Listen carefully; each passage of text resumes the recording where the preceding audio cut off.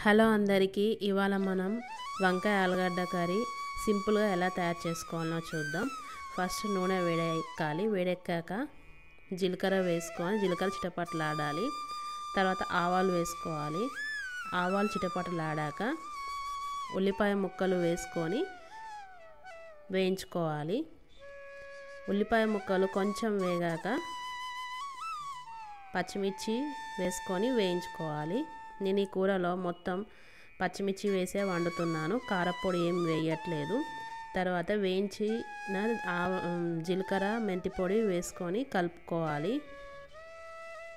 ఈ పొడి వల్ల మంచి స్మెల్ వస్తుంది కూరకి. తర్వాత కరివేపాకు వేసుకొని వేయించుకోవాలి.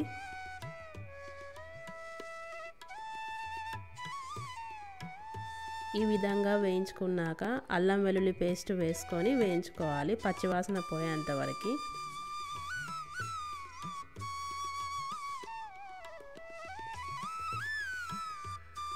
తర్వాత పసుపు వేసుకోవాలి. పసుపు వేసుకొని కలుపుకోవాలి.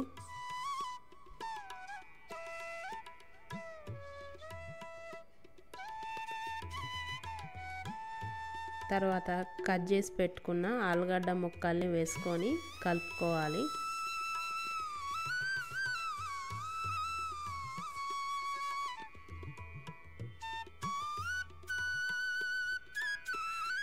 ఆలుగడ్డ ముక్కల్ని కొద్దిసేపు నూనెలో వేయించుకోవాలి.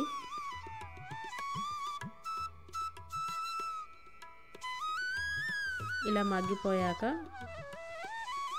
కట్ చేసి పెట్టుకున్న వంకాయ ముక్కలు ఉప్పు నీళ్ళల్లో వేసుకోవాలి.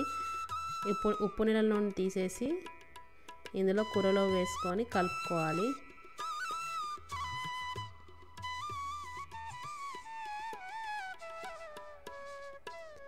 ఈ విధంగా కలుపుకోవాలి.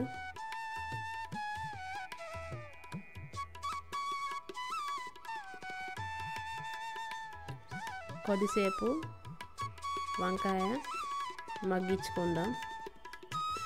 వంకాయ మగ్గిపోయాక టమాటా వేసుకొని కలుపుకోవాలి.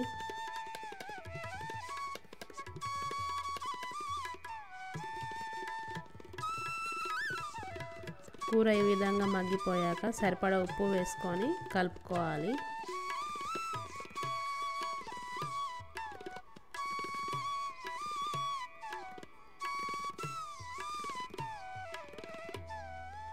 ఉప్పు వేసుకొని కలుపుకున్నాక ఒక 10 నిమిషాలు కూరని ఉడికించుకుందాం.